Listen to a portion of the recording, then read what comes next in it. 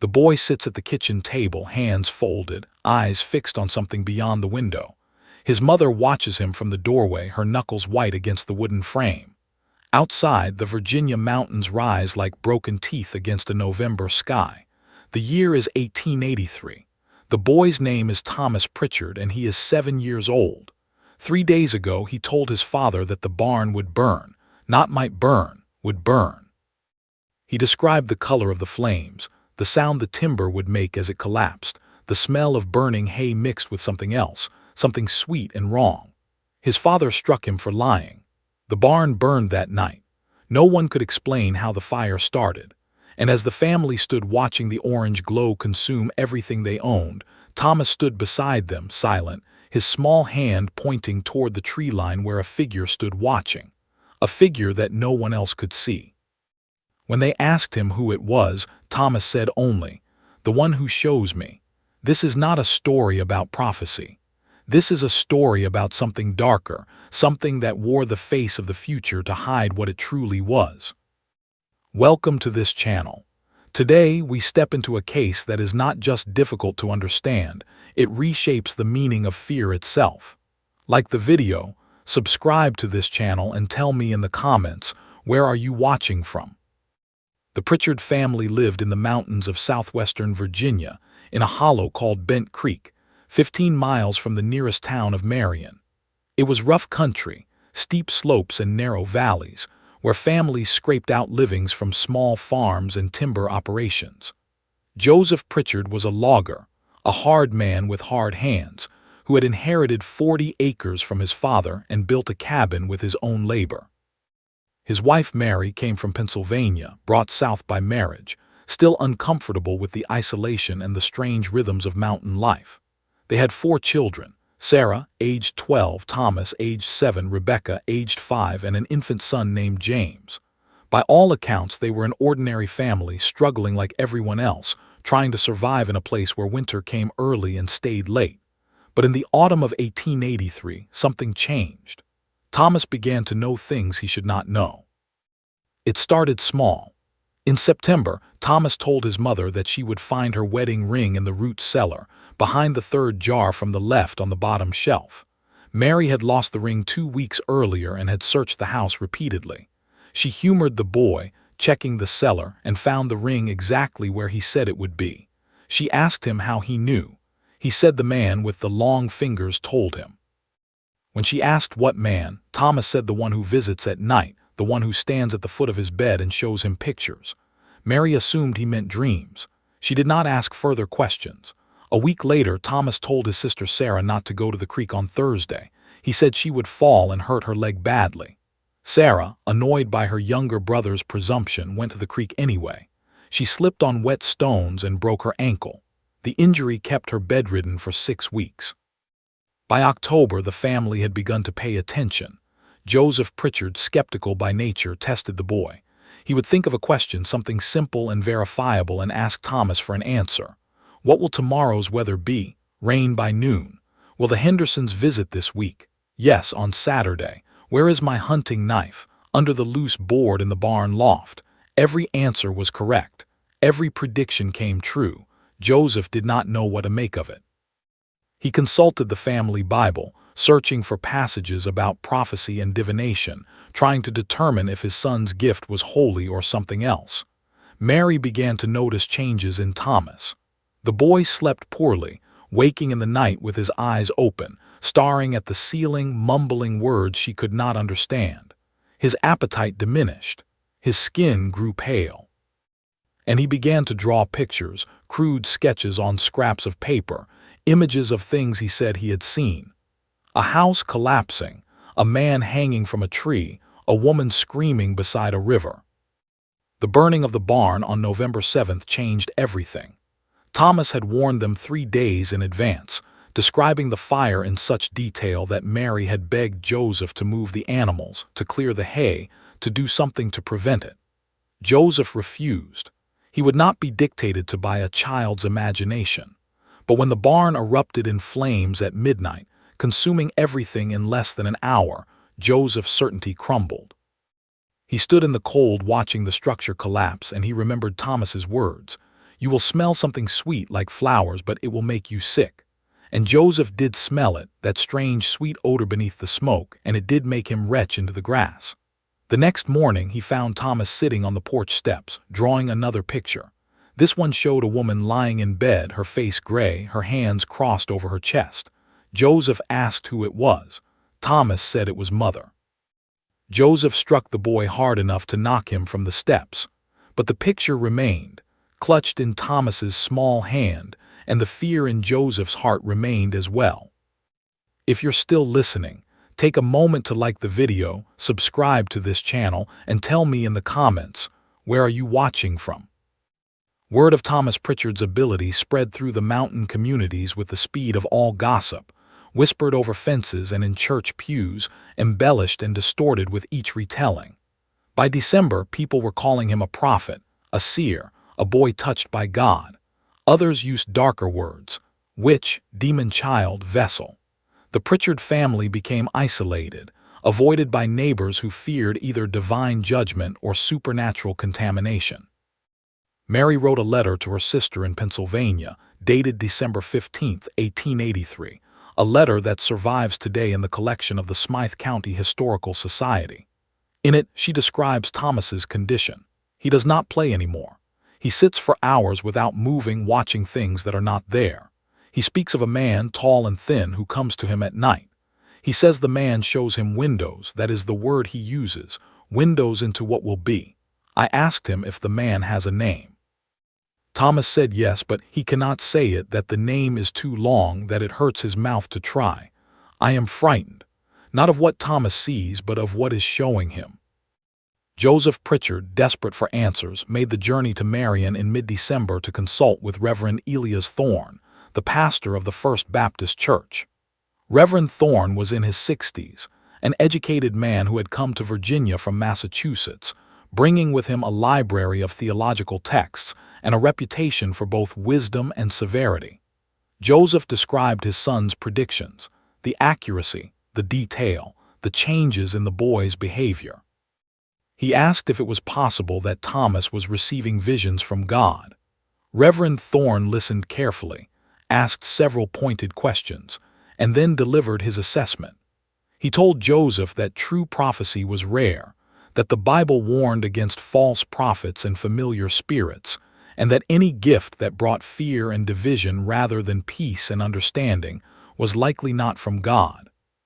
He suggested that Thomas might be suffering from a form of hysteria, a nervous condition that caused hallucinations and delusions. He recommended prayer, discipline, and isolation from influences that might worsen the condition. Joseph left the meeting unsatisfied. The Reverend's explanation did not account for the accuracy of Thomas's predictions.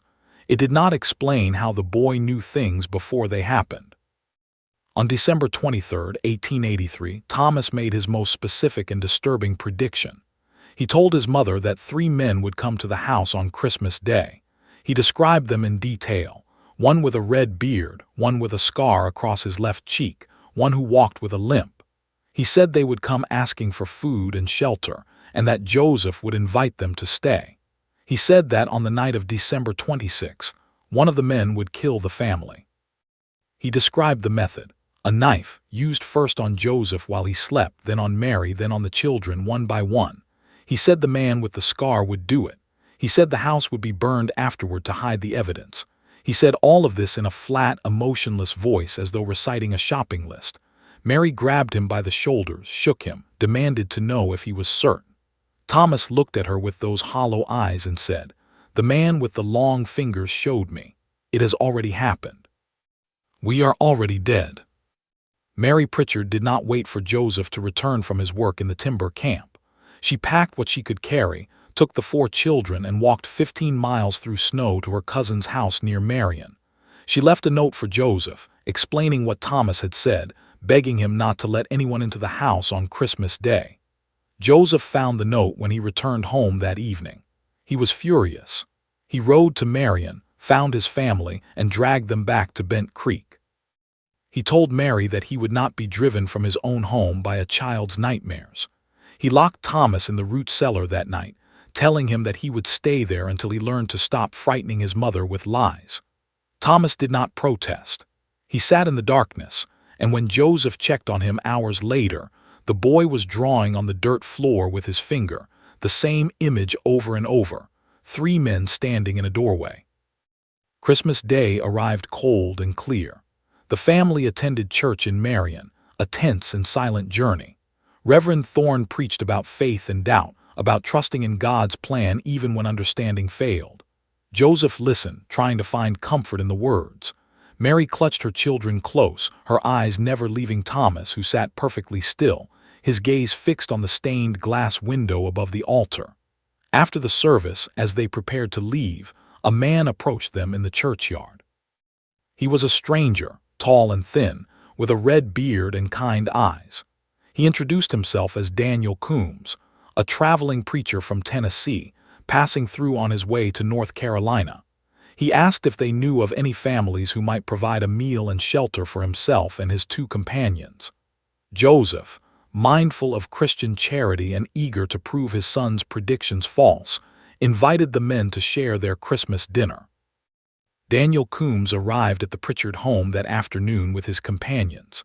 One was a man named Silas Wade, who walked with a noticeable limp, the result of a logging accident years earlier.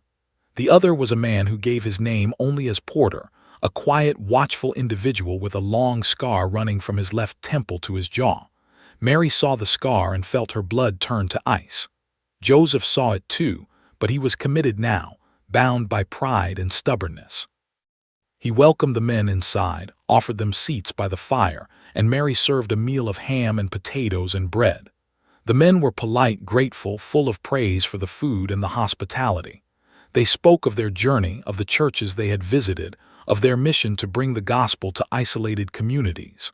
Thomas sat at the table, eating nothing, watching Porter with an intensity that made the man uncomfortable. At one point, Porter asked the boy why he was starring. Thomas said only, "I have seen you before." The men stayed the night, sleeping in the barn loft. Joseph gave them blankets and a lantern, showed them where the ladder was, wished them well. As he returned to the house, he passed Thomas standing in the yard, looking up at the loft window where the lantern glowed. Joseph asked what he was doing out in the cold. Thomas said he was waiting to see if it would be different. Joseph asked what he meant. Thomas said, "The man with the long fingers shows me what will be, but he has never shown me what could be instead. Maybe it can change. Maybe we do not have to die." Joseph felt something cold settle in his chest. He took Thomas by the arm and led him inside, locked the door, barred it with a plank of wood. He checked the windows, closed the shutters, placed his rifle within reach, and he sat in a chair by the fire, watching the door, waiting for morning. If you're still listening, take a moment to like the video, subscribe to this channel, and tell me in the comments, where are you watching from? December 26th dawned gray and heavy with the promise of snow. Joseph woke in his chair, stiff and disoriented, the rifle across his lap. The house was quiet. Mary was in the kitchen preparing breakfast, her movements mechanical, her face drawn. The children were still asleep, all except Thomas, who sat at the window watching the barn. Joseph went outside to check on the travelers. He found the barn empty, the blankets folded neatly, the lantern extinguished. The men had left sometime during the night, leaving no note, no farewell. Joseph felt a wave of relief so powerful it nearly brought him to his knees. Thomas had been wrong. The prediction had failed. They were safe. But that relief was short-lived. When Joseph returned to the house, he found Mary standing in the doorway, her face pale, a piece of paper clutched in her hand. She said the men had left something, slipped under the door sometime before dawn. The paper was a note, written in a careful, educated hand. It read, "We thank you for your kindness, but we cannot stay. Your boy is touched by something that is not of God. We have seen this before in other places, in other children. It begins with knowing. It ends with possession. You must take him to a place of faith, surround him with prayer, break the connection before it is too late.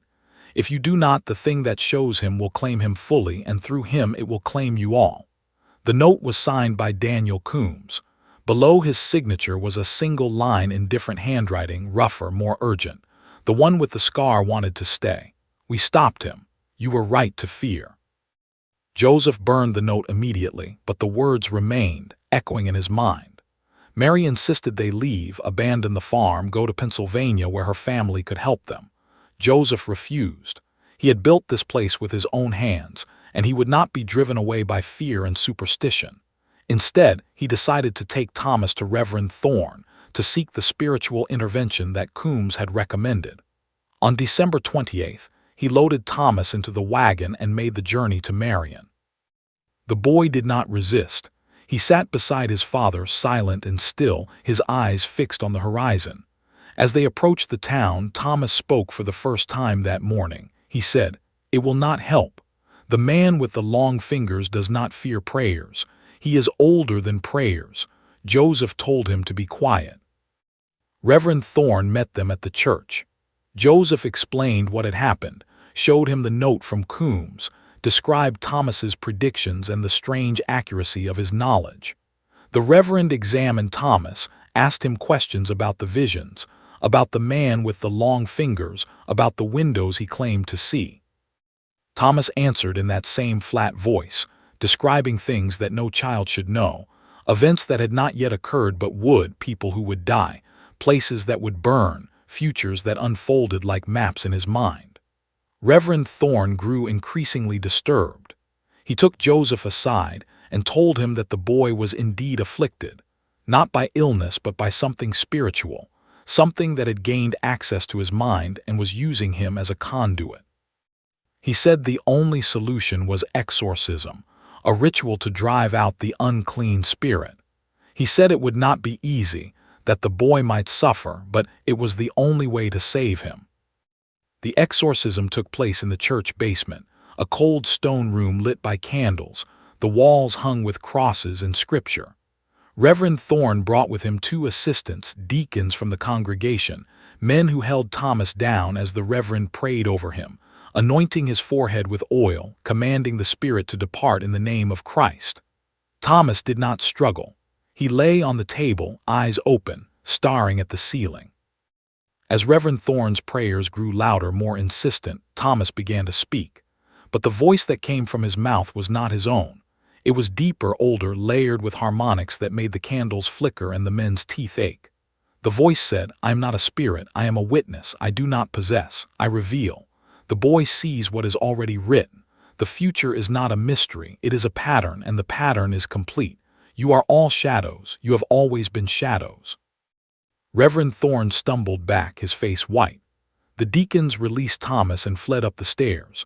Joseph stood frozen, unable to move, unable to speak. Thomas sat up on the table, his eyes now fixed on his father, and when he spoke again, it was in his own voice, small and frightened. He said, "Father, I am sorry. I tried to stop it. But the man with the long fingers says I cannot.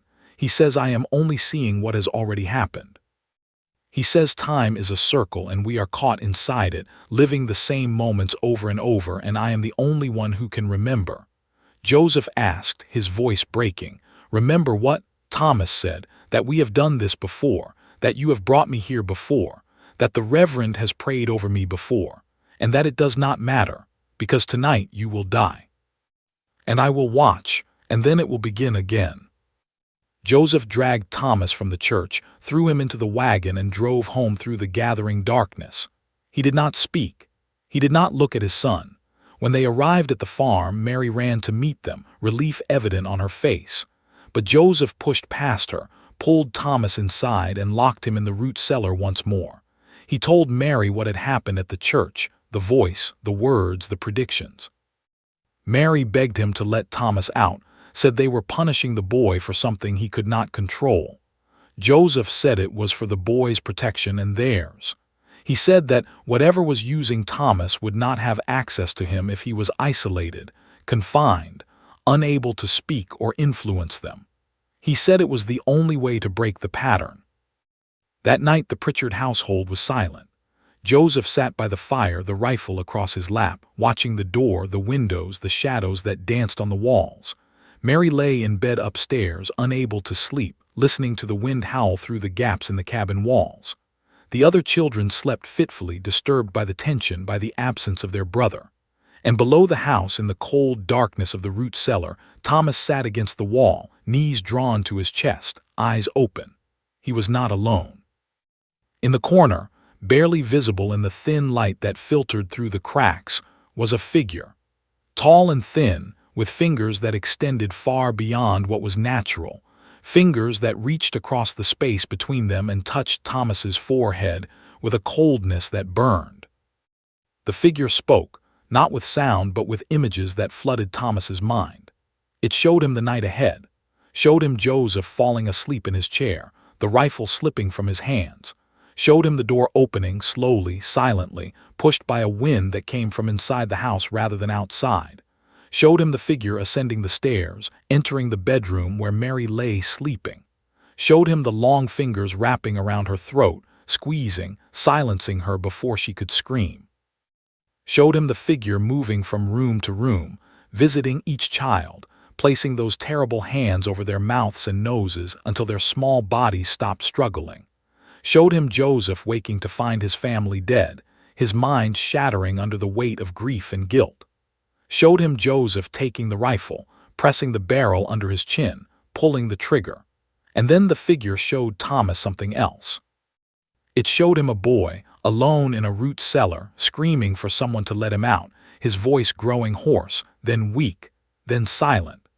Showed him the boy dying of thirst and cold, his body undiscovered for weeks, until spring came and the smell drew investigators. If you're still listening, take a moment to like the video, subscribe to this channel, and tell me in the comments, where are you watching from? But that is not what happened. What happened was this. Thomas Pritchard, age 7, locked in the root cellar of his family's cabin on the night of December 28, 1883, began to scream.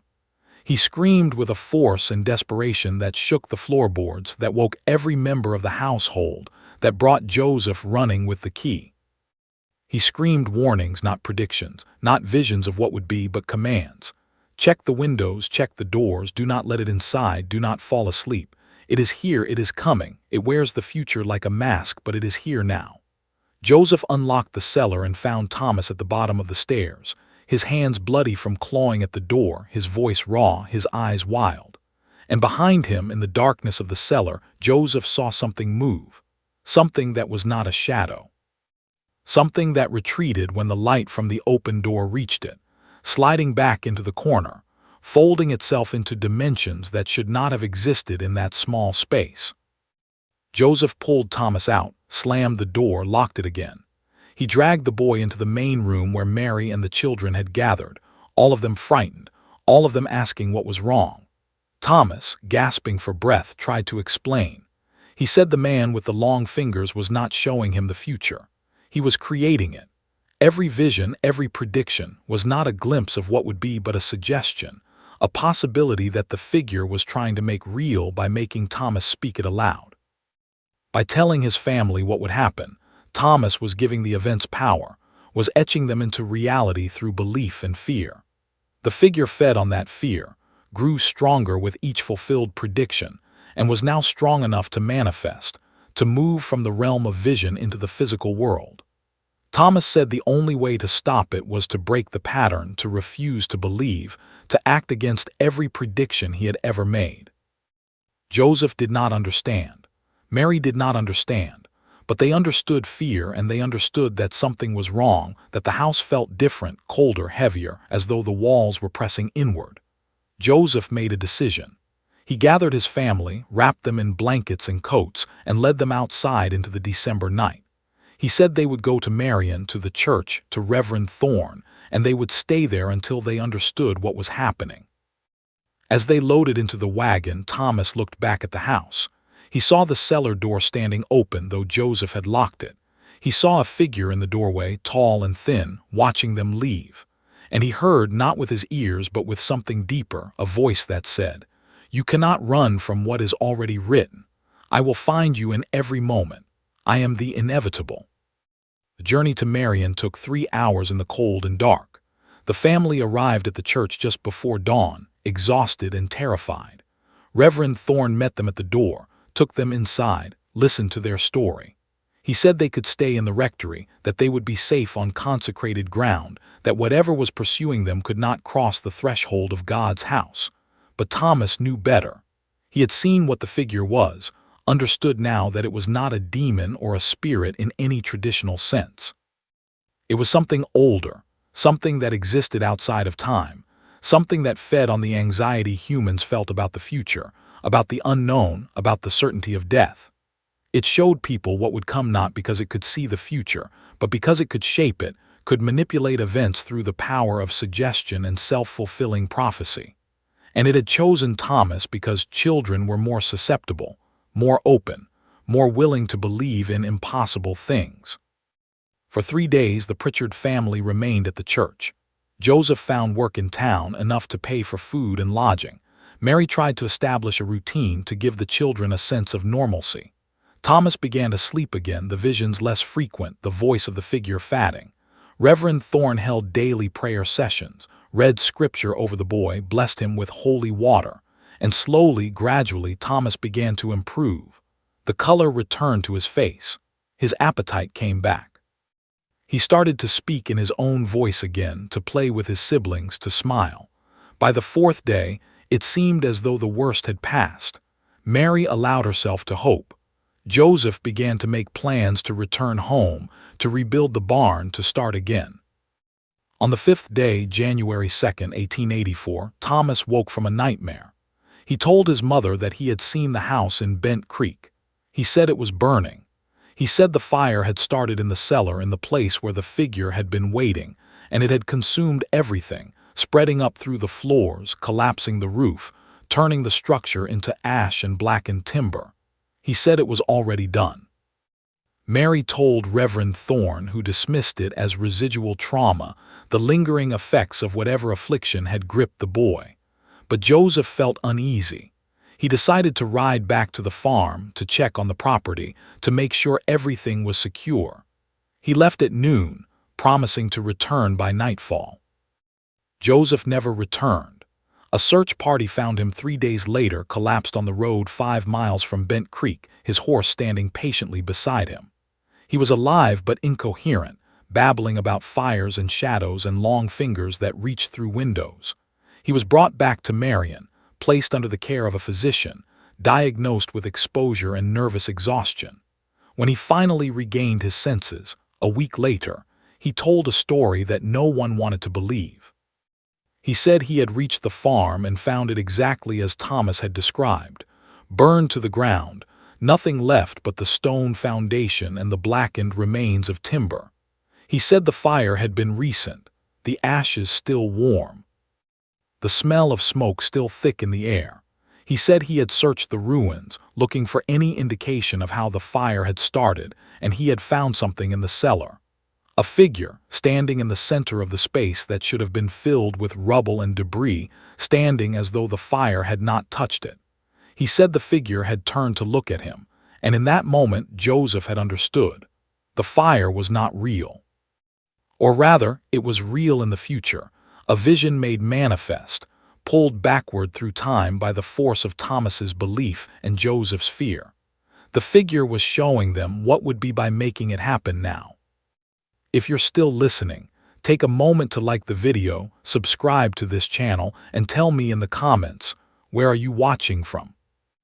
Joseph Pritchard never recovered from what he saw. He remained in Marion, living in a boarding house, unable to work, supported by the charity of the church. He rarely spoke, and when he did, it was to warn people about the danger of knowing too much, about the price of looking into the future. Mary took the children and moved to Pennsylvania to her sister's house. Hopping distance would protect them. But Thomas continued to have visions. They were less frequent now, less detailed, but they still came. He would wake in the night describing events that had not yet occurred, and those events would come to pass with disturbing regularity. As he grew older, he learned to keep silent, to not speak of what he saw, to carry the knowledge alone. But the figure still visited him. In dreams, in waking moments, in the spaces between sleep and consciousness. It stood at the foot of his bed, its long fingers reaching out, touching his mind, showing him windows into time. The Pritchard case attracted attention from several researchers in the late 19th century. men interested in spiritualism and psychic phenomena.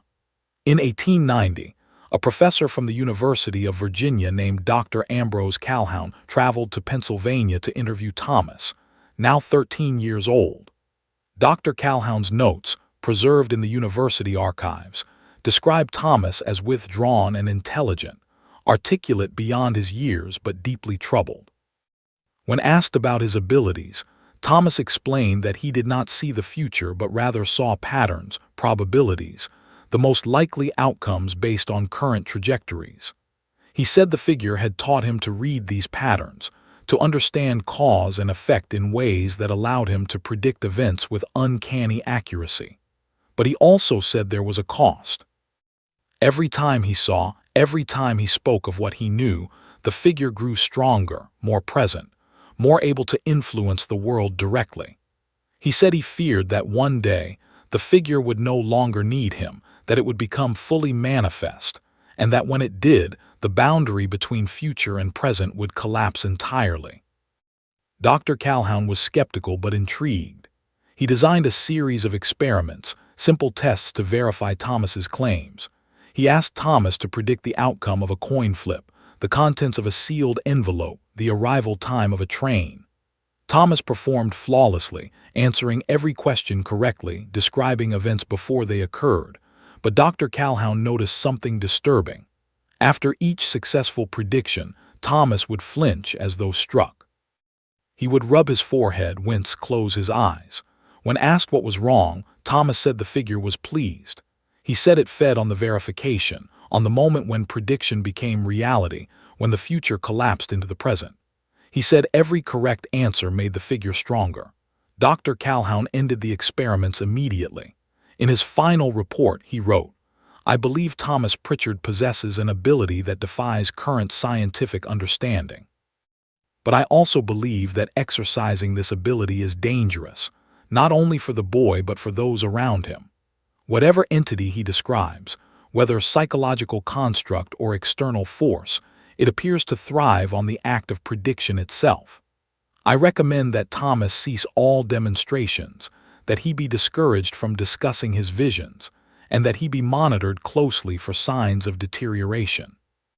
Thomas Pritchard lived a quiet life after that.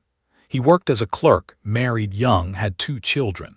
He rarely spoke of his childhood, of the visions of the figure with the long fingers.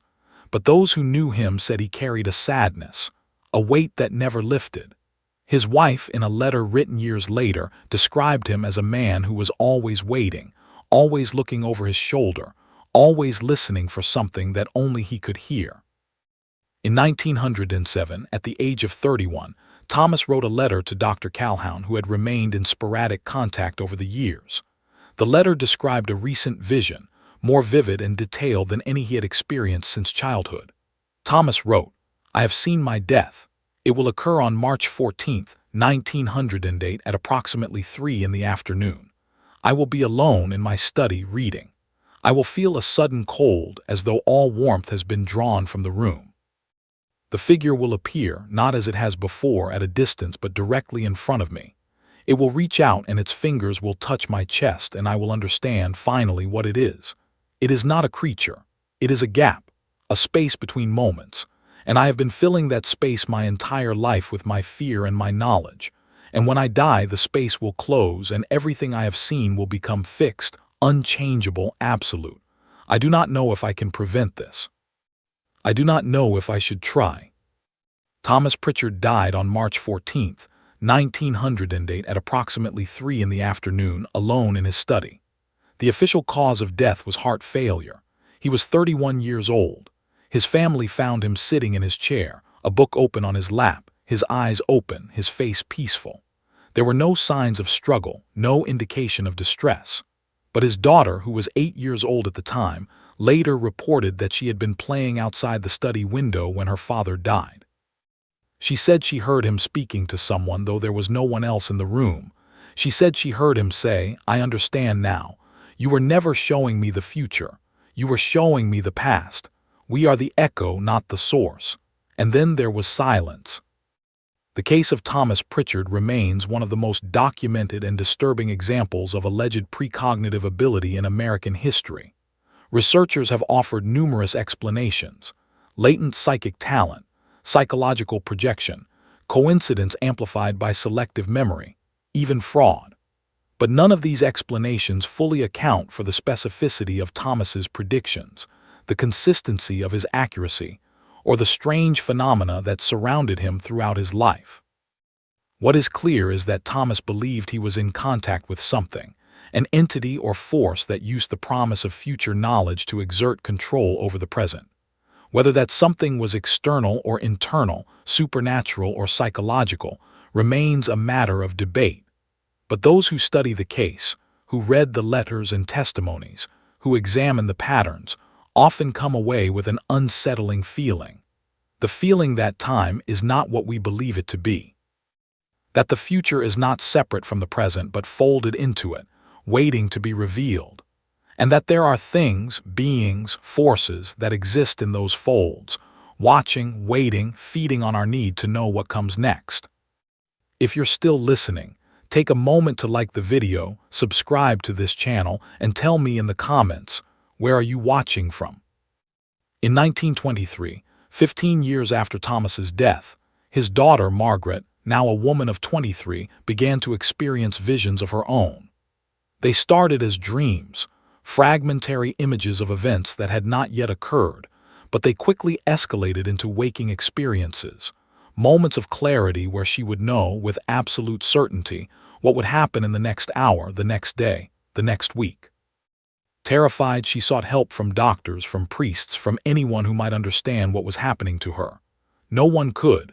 She wrote in her diary, "I see it now, the same figure my father described, tall and thin with fingers that reach across impossible distances.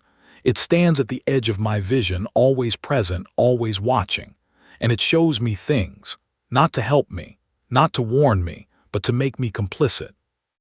Because every time I see, every time I know, I am participating in the creation of what will be. I am the bridge between potential and actuality, and I cannot stop. I cannot close my eyes. I cannot unknow what I know." Margaret Pritchard died in 1925, at the age of 25, of what was officially recorded as suicide. She was found in her apartment, a bottle of sleeping pills on the bedside table, a note in her hand. The note read, "It is not the future that haunts us. It is the past that never ends. We think we are moving forward, but we are only tracing the same steps over and over in a pattern that was set long before we were born. My father saw this. He tried to warn me, but I did not understand until now. The figure is not an intruder. It is a reflection. It is what we become when we look too far ahead, when we lose ourselves in the anxiety of what might be. It is the price of foresight, and I am tired of paying it." The pattern did not end with Margaret. Her son, Thomas's grandson, began to report similar experiences in the 1940s, and his daughter in the 1960s. Each generation has produced at least one individual who claims to see the future, who describes the same figure, the same long fingers, the same overwhelming presence. Each generation has struggled with the same questions. Is it a gift or a curse?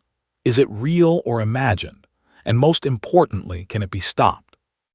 The answer, as far as anyone can determine, is no. The ability, or the affliction, appears to be hereditary, passed down through bloodlines, activated by stress or trauma or some unknown trigger.